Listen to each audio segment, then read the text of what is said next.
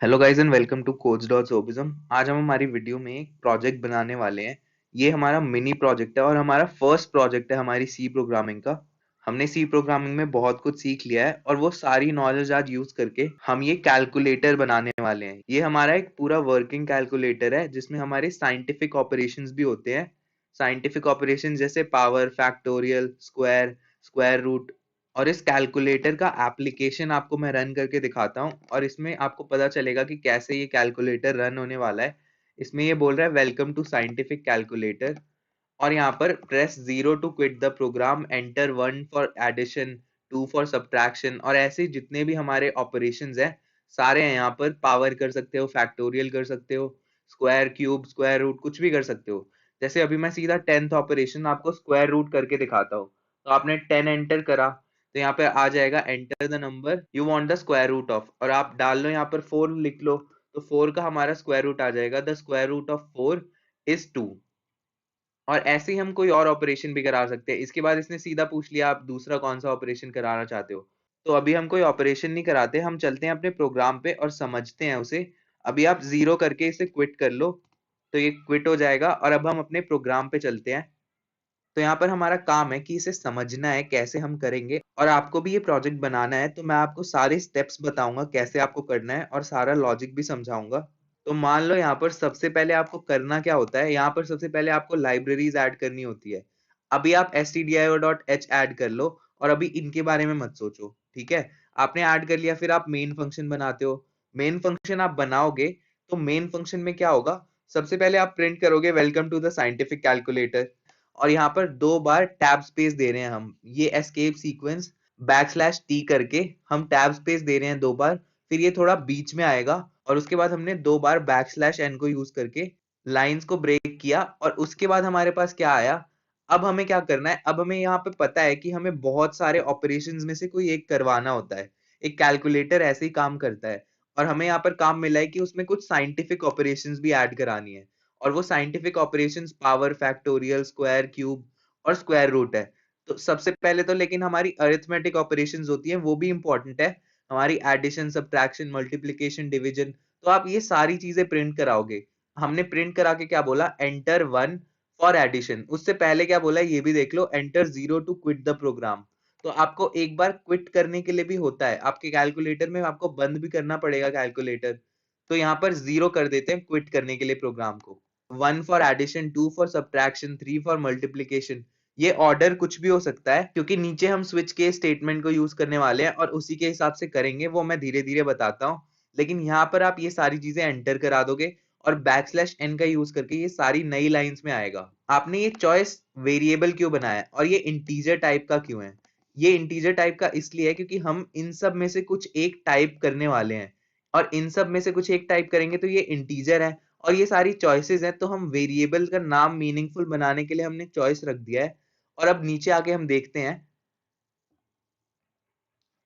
अब यहाँ पर एक वाइल लूप है। ये वाइल लूप क्या कराता है, ऑपरेशंस बार बार कराता जाता है। तो इसे हम कंडीशन क्या दे रहे हैं, इसे हम बोल रहे हैं वाइल 1। मतलब 1 तो एक ट्रू वैल्यू है। ट्रू वैल्यू मतलब ये लूप चलता रहेगा, मतलब ये एक इनफाइनाइट लूप है। ये इनफाइनाइट टाइम्स चलता रहेगा जब तक हम इसे खुद बंद ना करें। हम जब तक 0 नहीं दबाएंगे, क्विट नहीं करेंगे अपने प्रोग्राम को, तब तक ये क्विट नहीं होगा। और क्विट करने का दूसरा तरीका क्या होता है ये हम अभी समझेंगे और सब देखेंगे कि हम खत्म कैसे कर सकते हैं एक प्रोग्राम को। आप सबसे पहले एंटर क्या कराओगे, आप यहाँ पे बोलोगे enter the operation you want to do, ठीक है। उसके बाद आपको एंटर करना होगा इन सब चॉइसेस में से कुछ एक। तो आप स्कैन कराओगे %d से और आप एड्रेस दे दोगे चॉइस का और वो स्कैन हो जाएगा। तो हम यहाँ पर कोई भी ऑपरेशन डाल देंगे, 0 भी डाल सकते हैं हम क्विट करने के लिए और 1 से लेकर 10 तक कुछ भी हम इनके हिसाब से डाल सकते हैं। तो अब हमें क्या करना होगा, हम यहाँ पर स्विच केस स्टेटमेंट का यूज कर रहे हैं। स्विच केस स्टेटमेंट हमारा क्यों यूज होता है, स्विच केस हमारा कंडीशंस पे वर्क करने वाली स्टेटमेंट है। इसमें हमारा ये वेरिएबल डल जाएगा। आपको पता नहीं है स्विच केस स्टेटमेंट के बारे में तो आप मेरी वीडियोस देखो। आप स्विच केस स्टेटमेंट में क्या करोगे, केस 1 2 3 4 ऐसे हमारे केसेस होंगे इसमें। और ये हमारे इनपुट के हिसाब से होंगे, हम 1 से लेकर 10 तक ही इनपुट करवाने वाले हैं या फिर 0 इनपुट करवाने वाले हैं। तो इनके हिसाब से अलग अलग केसेस होंगे और उनमें सबका अलग अलग कोड होगा। तो यहाँ पर एडिशन है केस 1, हमें पता है जब वन वैल्यू है तो उसके लिए हमें एडिशन करानी है। तो यहाँ पर हमने क्या किया है, एक फंक्शन को कॉल किया है और हमने यहाँ पर फंक्शंस बनाए हैं। ये देखो, इन सब के लिए हमने एक अलग अलग फंक्शन डिफाइन कर रखा है। ये फंक्शंस क्यों बने हैं ये समझना आपके लिए इंपॉर्टेंट है। ये सारे फंक्शंस हमने यहाँ पर डिक्लेयर किए हैं, नीचे हमने इन्हें डिफाइन भी किया हुआ है। मेन के बाद इन सब हमने फंक्शंस को डिफाइन किया हुआ है और इसमें इन फंक्शंस का काम क्या है ये सब यहाँ पर बताया गया है। लेकिन सबसे पहले यहाँ पर हमने फंक्शन क्यों बनाया, और यहाँ पर हम सीधा भी कोड डाल सकते थे, लेकिन हम फंक्शंस इसलिए बना रहे हैं क्योंकि फंक्शंस का यूज भी हमें समझना है और फंक्शंस को यूज करने से हमारा प्रोग्राम बहुत ऑर्गेनाइज और अच्छा दिखेगा, इसलिए यहाँ फंक्शन का यूज है। इस फंक्शन को हम कॉल करेंगे तो ये यहाँ पर जाएगा और ये बोलेगा एडिशन फंक्शन है भाई, एडिशन फंक्शन को कॉल करो यहाँ पर। लेकिन हमने बस डिक्लेरेशन करा रखी है। आपको डिक्लेरेशन और डेफिनेशन में डिफरेंस पता होना चाहिए। डिक्लेरेशन मतलब हम बताते हैं, आप फंक्शन का एक प्रोटोटाइप देते हो, मतलब फंक्शन करने क्या वाला है, फंक्शन है क्या, मतलब एक ये फंक्शन जो है ये लेता कुछ नहीं है। पैरामीटर लिस्ट यहाँ देखो इसकी खाली है, तो मतलब ये लेता भी कुछ नहीं है और ये रिटर्न भी वॉइड करता है, मतलब आप ये आपको ये देगा भी कुछ नहीं। तो ये जो हमारा फंक्शन जब भी काम करता है तो ये लेता कुछ नहीं है और देता कुछ नहीं है, और यहाँ ये डिक्लेयर हो चुका है और नीचे इसकी डेफिनेशन होगी। लेकिन मैं आपको फंक्शंस के बारे में एक छोटी सी चीज यहाँ पे बताता हूँ। मान लो यहाँ पर आपको एक फंक्शन बनाना था और आपने बोल दिया इंट रिटर्न करता है वो, और उस फंक्शन का नाम है फंक, और उसका काम क्या है, वो लेता क्या है, वो लेता है दो इंटीजर, इंट ए लेता है, इंट वो लेता है बी, और वो लेता है एक कैरेक्टर। एक कैरेक्टर वो जब लेता है और वो कैरेक्टर सी ले लेता है, तो ये सारी चीजें वो लेता है और ये हमारा फंक्शन प्रोटोटाइप हो गया। इसे हम बोलते हैं फंक्शन प्रोटोटाइप। ये फंक्शन प्रोटोटाइप हमें क्या बताता है कि फंक्शन लेगा क्या और फंक्शन देगा क्या। तो यहाँ पर ये दो इंटीजर लेगा, एक कैरेक्टर लेगा और आपको रिटर्न करेगा एक इंटीजर। लेकिन आपको मैं एक चीज बताऊं, जब आप डिक्लेयर करते हो तो यहाँ पर आपको ये सी लिखने की जरूरत नहीं है, आप और ये बी और ये ए लिखने की जरूरत नहीं है। आप बस लिख दोगे इंट इंट, इंट के बाद कॉमा, फिर इसके बाद कॉमा और फिर कैर लिख दोगे, मत तो ये तीन चीजें भी वही है, इसमें कोई आपका एरर नहीं आएगा। और ऐसे ही आपको डिक्लेयर करना चाहिए। जब आप डिक्लेयर कर रहे हो और डिफाइन नीचे करना है तब आप ये चीज नहीं कर सकते। तब आपको यहाँ पर जब मेन फंक्शन के बाद इसे आप डिफाइन करोगे, यहाँ पर आपको पूरा प्रोग्राम लिखना है, मतलब ये पूरा फंक्शन जो है उसका फंक्शन ब्लॉक आपको लिखना होगा। तो आप बोलोगे फंक, और फंक क्या करता है, इंट ए करता है, इंट बी लेता है और फिर ये कैर लेता है सी, ठीक है। और फिर आप यहाँ पर इसकी जो भी कोड्स होंगे पूरा आपकी कोड इम्प्लीमेंटेशन यहाँ पर आप करा दोगे। तो डेफिनेशन में आपको ये देना पड़ता है कि आपका पैरामीटर ए बी सी ये सब आपको बताने पड़ते हैं, लेकिन यहाँ पर आपका बस प्रोटोटाइप होता है और इस प्रोटोटाइप में इसे बस पता करना है कि हाँ एक इंटीजर होगा, यहाँ पर एक और इंटीजर होगा, मतलब दो इंटीजर होंगे एक कैरेक्टर होगा। उसे नहीं जानना कि ये ए होगा बी होगा क्या होगा, ये उसे नहीं जानना। बस यहाँ पर डेफिनेशन में, बस यहाँ पर डिक्लेरेशन में इतना ही करना होता है और डेफिनेशन में आपको ये पूरा बताना होता है। लेकिन फिलहाल जो हम फंक्शंस यूज कर रहे हैं इसका भी हमें कोई काम नहीं है, बस बताना था, मैंने बता दिया। फिलहाल हम जितने भी फंक्शंस ये यूज कर रहे हैं ना, ये कुछ लेते देते नहीं है, बस इनका सारा इम्प्लीमेंटेशन यहीं पे अंदर हो जाता है। और ये हमने बनाए इसीलिए ऐसे हैं क्योंकि हमें यहाँ पर अपने कोड को ज्यादा ऑर्गेनाइज्ड रखना था। बस आप एडिशन को कॉल करोगे एज अ स्टेटमेंट, तो यहाँ पर ये जाएगा एडिशन पे, बोलेगा भाई एडिशन आप क्या करते हो, आप कुछ लेते नहीं हो देते नहीं हो, आपको कॉल कर लिया गया है लेकिन आप करोगे क्या। तो ये बोलेगा मैंने यहाँ पर डिक्लेयर किया हुआ है अपने आप को, नीचे मैंने डिफाइन कर रखा है कि मैं क्या करता हूँ, आप वहां पर जाओ। फिर ये यहाँ पर नीचे आके ढूंढता है मेन फंक्शन के बाद, तो सबसे ऊपर एडिशन ही है। ये बोलेगा अंदर घुसेगा और बोलेगा आप पहले प्रिंट कराओ enter the numbers you want to add, और उसके बाद ये बोलेगा मैं यहाँ पर दो वेरिएबल्स बना रहा हूँ इंट टाइप के और उन दोनों को मैं स्कैन करा लूंगा। तो मतलब ये वही नंबर्स हैं, ए और बी हमने स्कैन करा लिए, तो फिर मैं प्रिंट भी वहीं पे करा दूंगा और बोलूंगा the sum of A and B is A plus B. तो ये यहाँ पर हो गया। यहाँ पर आप टी बड़ा कर लो तो ये ज्यादा अच्छा लगेगा कोड, जब आपका आउटपुट आएगा तो बेटर लगेगा। क्योंकि हम ये प्रोजेक्ट बना रहे हैं तो यहाँ कोई गलती नहीं होनी चाहिए और सारा ये प्रेजेंटेशन भी अच्छी होनी चाहिए। तो यहाँ एडिशन का काम हो जाएगा। अगर हमने वन प्रेस किया, यहाँ चॉइस से वो वन ले लेगा और फिर यहाँ पर स्विच केस में वन होगा, तो केस वन ये रन करा देगा। और ब्रेक हम लगाते हैं खत्म करने के लिए, मतलब ये हमारा स्विच ब्रेक हो जाता है उससे। फिर मान लो अगर आपने टू एंटर कर दिया, आपको करानी थी सब्ट्रैक्शन तो आपने टू एंटर कर दिया, तो ये जाएगा टू के सब्ट्रैक्शन के कोड पे। सब्ट्रैक्शन ये ऊपर जाएगा, देखेगा हाँ यहाँ पर डिक्लेयर हो रखा है, फिर ये नीचे जाएगा डेफिनेशन पे। तो सब्ट्रैक्शन में भी वही हो रहा है, enter the numbers you want to subtract, और वैसे ही स्कैन करा के यहाँ पर अरिथमेटिक ऑपरेशन लगाया है a माइनस बी, और उसे वो करा देगा सब्ट्रैक्ट, और यहाँ आंसर आ जाएगा। तो इसे भी आप टी कर लो। यहाँ पर नीचे भी एक दो जगह यहाँ पर ऐसे ही हो रखा होगा, इन सबको मैं टी कर दूंगा।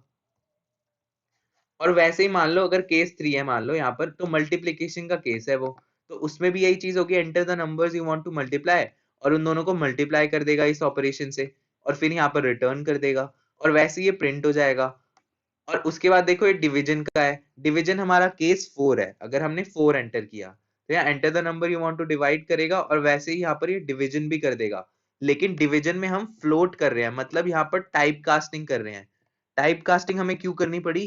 क्योंकि डिवीजन जब हम करते हैं ना, तो हमारे जो इंटीजर्स होते हैं, अगर उन्हें हम डिवाइड कर रहे हैं तो वो फ्लोट बन सकते हैं, मतलब वो डेसिमल में आ जाते हैं कभी कभी। मान लो 5 डिवाइडेड बाय 2 करो तो वो 2.5 होगा, लेकिन यहाँ 5/2 बस 2 ही सेव होता है, इसीलिए हम दोनों को फ्लोट करते हैं पहले। ये 5.00 हो जाएगा, और ये 2.00 जितना भी होता है वो हो जाएगा, और 5.0 बाय 2.0 जब डिवाइड होगा तो वो हमारा रिटर्न करेगा 2.5, और यहाँ पर परसेंटेज f करके हमें प्रिंट कराना होगा, तो वो 2.5 प्रिंट हो जाएगा। और इसीलिए हमने डिवीजन में यहाँ पर टाइप कास्टिंग करी है, इसे अच्छे से समझो। और फिर यहाँ पर देखो हमारा बाद में जो केस 5 है वो मॉड्यूलस है। मॉड्यूलस हम अपना बुलाएंगे। मॉड्यूलस क्या होता है? आपका जो रिमाइंडर होता है उसे बोलते हैं। जो जब हम a और b को डिवाइड करेंगे, मान लो 5 डिवाइड बाय 2 कर रहे हैं, तो हमारा जो रिमाइंडर 1 आता है वो ये प्रिंट कराता है, और इसका सिंबल ये होता है, यहाँ पर आप ये वाला ऑपरेटर यूज करते हो परसेंटेज, तो फिर यहाँ मॉड्यूलस होता है। और यहाँ पर गलती क्या है, यहाँ सम लिखा हुआ है लेकिन यहाँ मॉड्यूलस होना चाहिए, इसे आप मॉड्यूलस कर लो, और यहाँ पर टी भी बड़ा कर लो। तो मॉड्यूलस क्या बोलेगा? Enter the numbers you want to find the modulus of, और ए और बी कर दोगे, उसके बाद क्या होगा, ए और बी यहाँ पर एंटर हो जाएगा, और उसके बाद यहाँ मॉड्यूलस आ जाएगा, ए और बी का 1 आ जाएगा। ठीक है, ये वाला ऑपरेशन आपका हो गया। वैसे ये हम कहीं कभी कैलकुलेटर्स में देखते नहीं है, बट मैंने ऐसे ही डाल दिया क्योंकि हम ऑपरेशंस दिखा ही रहे हैं, तो ऑपरेशंस हम बोल देंगे कि ये भी एक ऑपरेशन है। उसके बाद हमारा सिक्स्थ क्या है? फैक्टोरियल। अब हम अपने साइंटिफिक ऑपरेशंस पे आ गए हैं। फैक्टोरियल निकालने को हमें कभी कभी आ जाता है, तो हम क्या करते हैं, कैलकुलेटर यूज करते हैं, सीधा फैक्टोरियल निकाल लेते हैं और वो आ जाता है। लेकिन फैक्टोरियल का यहाँ पर प्रोग्राम क्या है? ये फैक्टोरियल में हमें क्या चाहिए होता है? एक नंबर चाहिए होता है। तो पहले उसके लिए n बना दिया, और फैक्टोरियल सेव कराने के लिए एक और हमने वेरिएबल बना दिया फैक्टोरियल। और उसके बाद क्या किया? Enter the number you want to find the factorial of. उसके बाद क्या किया है? उस नंबर को हमने इनपुट कर लिया। इनपुट करा के क्या बोला? फैक्टोरियल को 1 से इनिशियलाइज करो। ये 1 से इनिशियलाइज करने का रीजन ये है कि हम मल्टीप्लाई करा करा के इसमें फैक्टोरियल सेव कराने वाले हैं। तो ये ट्रैश वैल्यू होगी तो फिर भी गलत होगा, और अगर 0 से इनिशियलाइज कराएंगे तो 0 ही आ जाएगा मल्टीप्लाई कराने के बाद कुछ भी। इसीलिए हम 1 से इनिशियलाइज कराते हैं। उसके बाद यहाँ पर एक फॉर लूप चलाएंगे, i से लेकर लेस देन इक्वल्स n, मतलब n तक चलेगा ये, n-1 नहीं, n तक पूरा ये चलेगा। जब i की वैल्यू n होगी तब भी ये फॉर लूप ट्रू होगा, और अंदर आके ये इंप्लीमेंटेशन अपनी कराएगा। मान लो फर्स्ट आइटरेशन में क्या होगा? फैक्टोरियल इक्वल्स फैक्टोरियल इंटू आई। इसका मतलब कि फैक्टोरियल इंटू 1, तो पहले से ही 1 था, 1 इंटू 1 1 होता है। उसके बाद ये बाहर आ जाएगा, और यहाँ पर ये देखो फैक्टोरियल मल्टीप्लाई इक्वल्स आई, ये भी सेम चीज होती है। ये दोनों बिल्कुल सेम होते हैं, बट जब हम फास्ट लिख रहे होते हैं कोड तो हम ये यूज कर लेते हैं, लेकिन ये समझाने में इजी है इसलिए मैंने यहाँ पर लिख दिया। आपको एक बार कम फैक्टोरियल लिखना पड़ेगा अगर आप ये चीज यूज करो। अब देखो फॉर लूप का जब सेकंड आइटरेशन आएगा, ये i प्लस प्लस आई की वैल्यू 2 हो गई, तो ये आएगा यहाँ पर बोलेगा फैक्टोरियल इक्वल्स फैक्टोरियल इंटू आई। फैक्टोरियल फर्स्ट आइटरेशन के बाद भी 1 ही था, तो ये 1 इंटू 2 कर देगा। फिर ये यहाँ पर आएगा, फिर ये बोलेगा फैक्टोरियल क्या होगा? 1 इंटू 2 इंटू ये 3 कर देगा, क्योंकि i की वैल्यू 3 है, और ये n तक ऐसे ही मल्टीप्लाई कराता जाएगा। तो यहाँ फैक्टोरियल में जो हमारा फैक्टोरियल निकलने वाला था n का, वो सेव हो जाएगा। फिर यहाँ पर हम प्रिंट करा देंगे factorial of percentage D is percentage D, और पहले वाले की जगह n, दूसरे वाले की जगह फैक्टोरियल। तो ये फैक्टोरियल का भी हमारा फंक्शन पूरा हो गया। और ऐसे ही हम एक प्रोग्राम को ना छोटे छोटे हिस्सों में तोड़ते हैं। इससे हमारा क्या होता है कि हम कोड को भी बार बार रीयूज कर सकते हैं। ये हमने फैक्टोरियल एक बार लिख दिया, तो आप कितनी भी बार यहाँ फैक्टोरियल को कॉल करो कोई प्रॉब्लम नहीं होने वाली, ये सेम चीज करा देगा।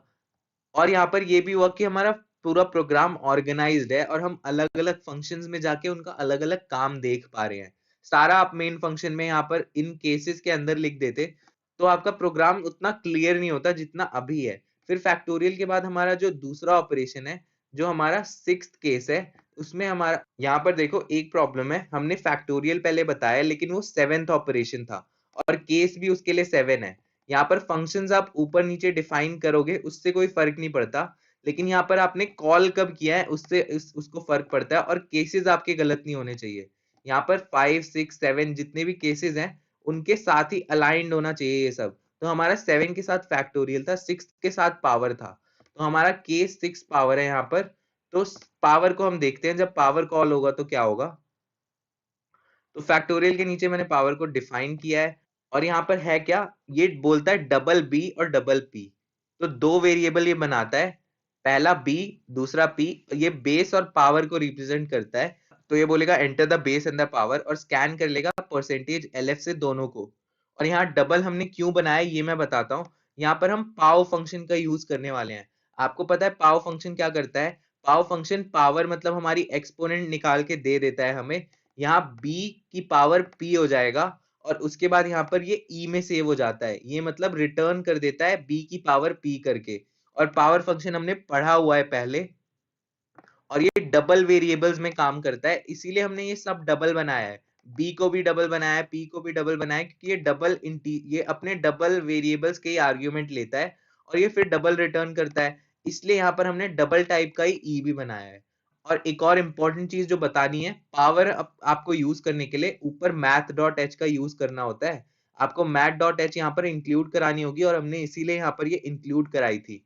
और इंक्लूड कराने के बाद हमने यहाँ पर पावर को यूज किया है और पावर हमारा रिटर्न करवा देगा। ये ई मतलब एक्सपोनेंट में सेव हो जाएगा। तो power is percentage L F कर दो और यहाँ पर ई है तो यहाँ पर परसेंटेज एल एफ की जगह ये वैल्यू प्रिंट हो जाएगी, मतलब हमारा पावर प्रिंट हो जाएगा। तो ये हमारा पूरा पावर का हो गया। उसके बाद हमने क्या बोला है हम देख ही लेते हैं। हमने बोला है कि केस हमारा जो 8 है वो स्क्वायर के लिए है, 9 हमारा क्यूब के लिए, 10 हमारा स्क्वायर रूट के लिए है।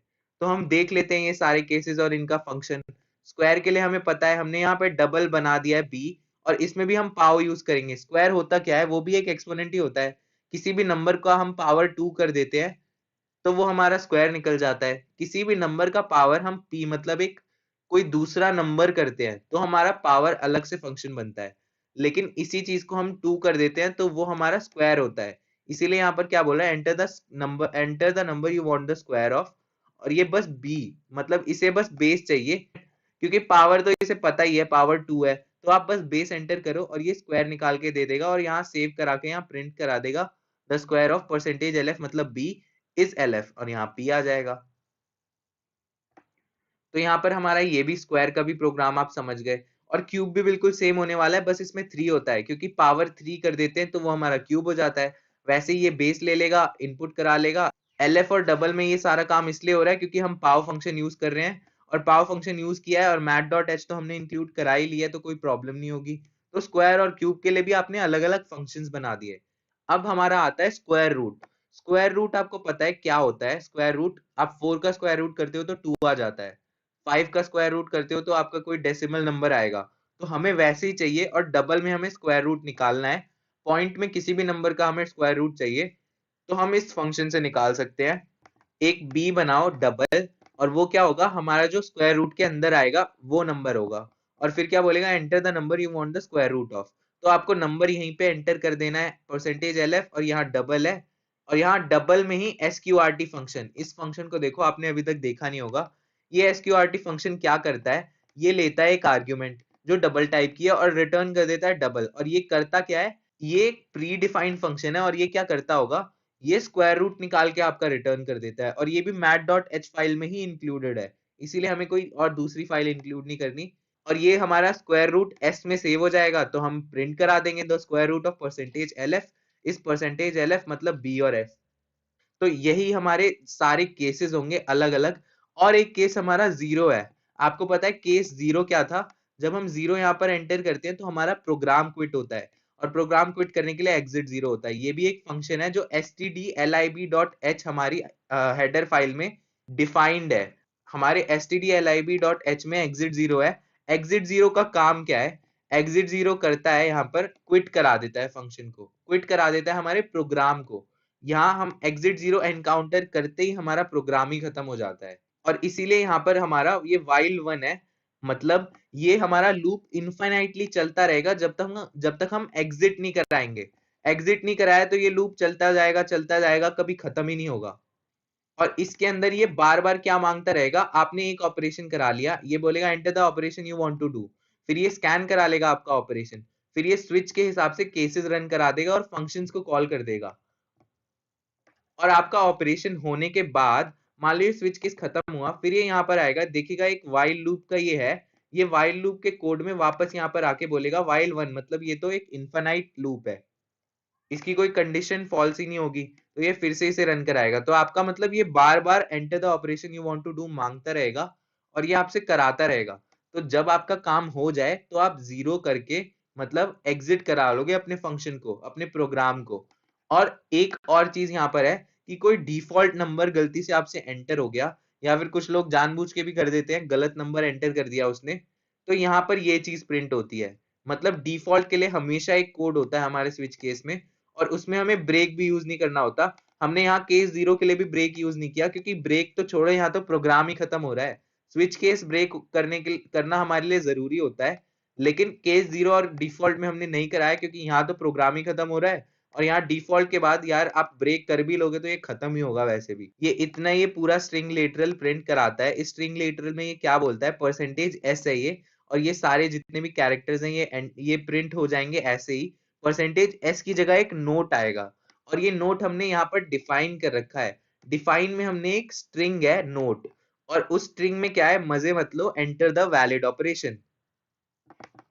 ठीक है, मतलब कोई गलत नंबर एंटर करेगा तो उसे बोलेंगे हम मजे मत लो भाई, आप एंटर करो वैलिड ऑपरेशन को।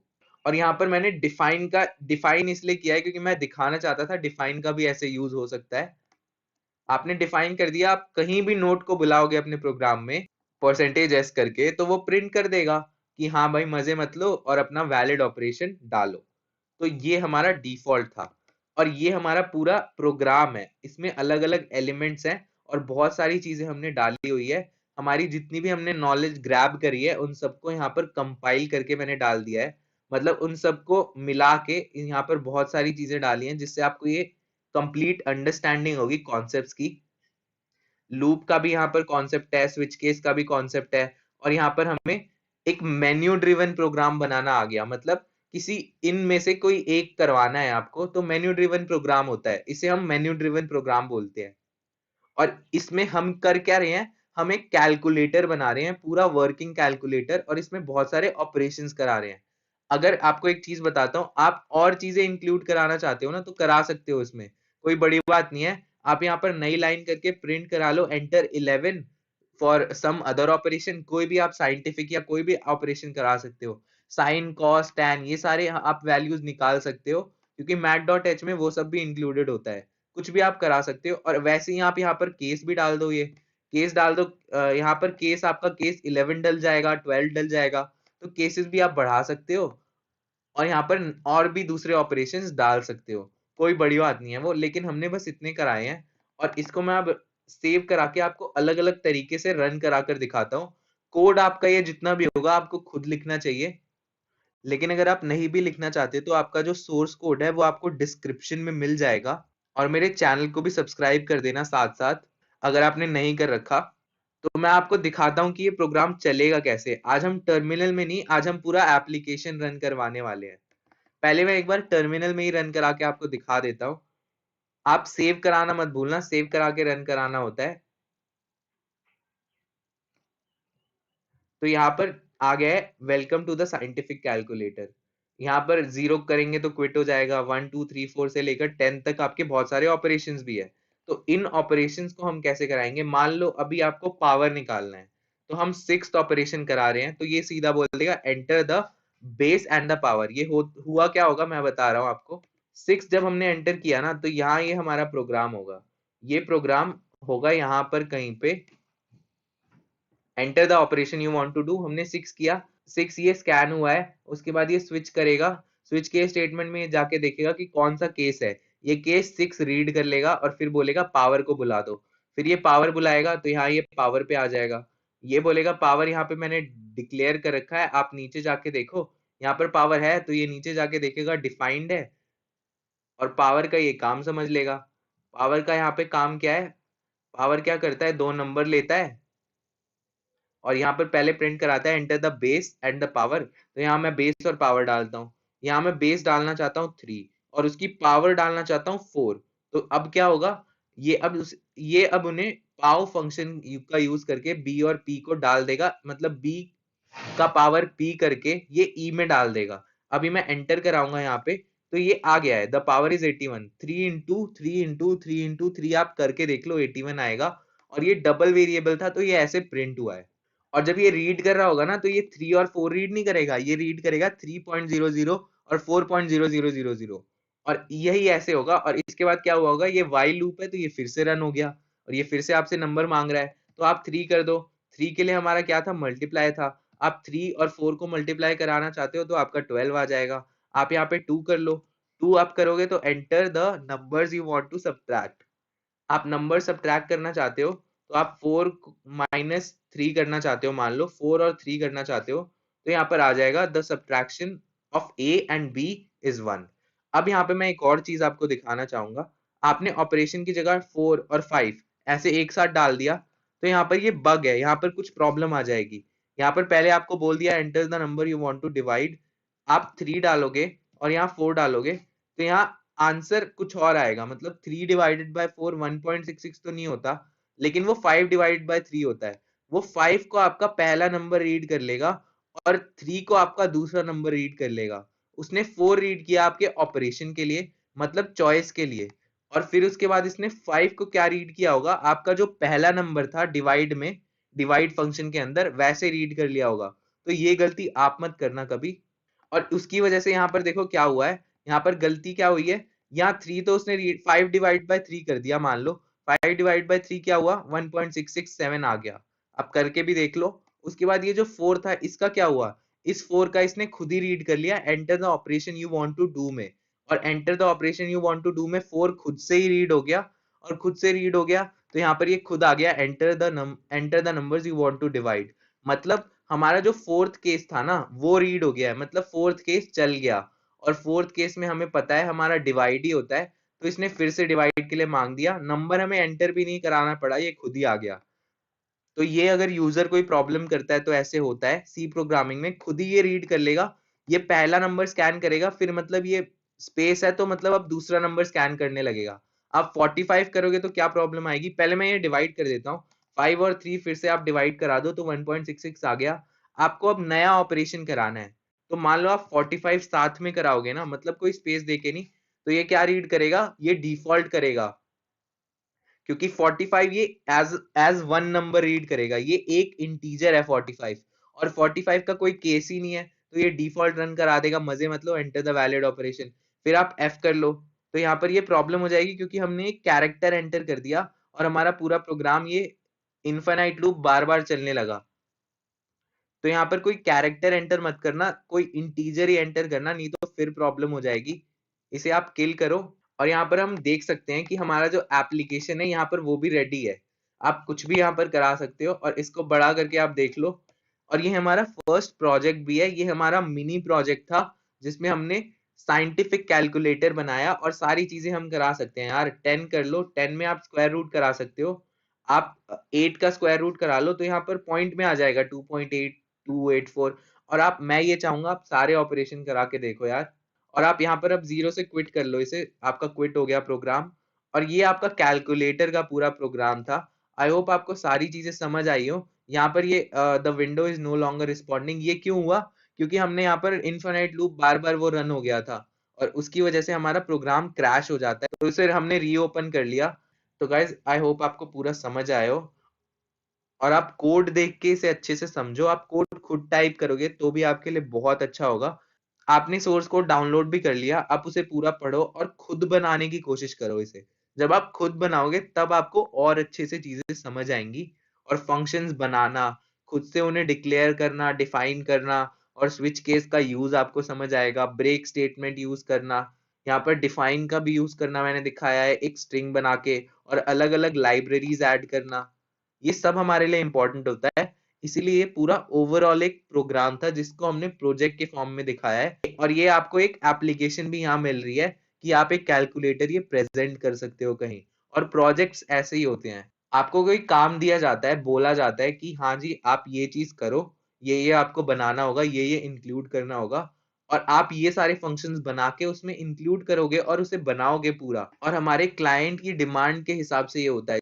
तो आपको इसे प्रोफेशनली करना होगा और अच्छे से सारी चीजें प्रेजेंट भी करनी होगी, क्योंकि ये जो कोड है वो कोई देखने नहीं वाला, आपका जो एप्लीकेशन है वो सेल होता है, एप्लीकेशन खोल के देखेगा वो बंदा और उसे कैलकुलेटर मिल जाएगा। अगर कोई बंदा जिसे कोडिंग नहीं आती, वो तो ये एप्लीकेशन खोलेगा, .exe फाइल्स आपने देखी होंगी, वो एप्लीकेशंस होते हैं, और यहाँ पर ये calc.exe है क्योंकि हमने नाम calc.c रखा था जो हमारा सोर्स कोड था उसका। अब देखो यहाँ पर वो देखेगा कि यार ये आपको सब कुछ बता रहा है, और आपको सब कुछ बहुत प्रिसाइजली बताना होता है कि हाँ enter 0 to quit the program, enter 1। वो कोड लैंग्वेज नहीं समझता, वो इंग्लिश समझता है, और उसे इंग्लिश में सब कुछ दिखना चाहिए। और ये जो साइंटिफिक कैलकुलेटर अगर कोई भी यूज कर रहा होगा तो उसे मैथ्स की कैलकुलेशंस करानी होगी, तो यहाँ पर इजी टू अंडरस्टैंड होना चाहिए आपका जो एप्लीकेशन है। तो गाइज आपको मजा आया हो ये एप्लीकेशन बनाने में, तो सब्सक्राइब करना मत भूलना, और इस वीडियो को लाइक जरूर करना, तभी मैं आगे और प्रोजेक्ट्स भी बना पाऊंगा इस हमारे सी प्रोग्रामिंग के प्लेलिस्ट में। और होपफुली कुछ दिन में मैं एक गेम भी आपको बनवाऊंगा और मैं दिखाऊंगा कि गेम हम कैसे बनाते हैं। और आप जाके मेरे चैनल पे प्लेलिस्ट एक्सेस करो और वीडियोस देखो, और कोडिंग को बहुत अच्छे से समझ सकते हो आप। तो guys thank you and I will see you in the next video.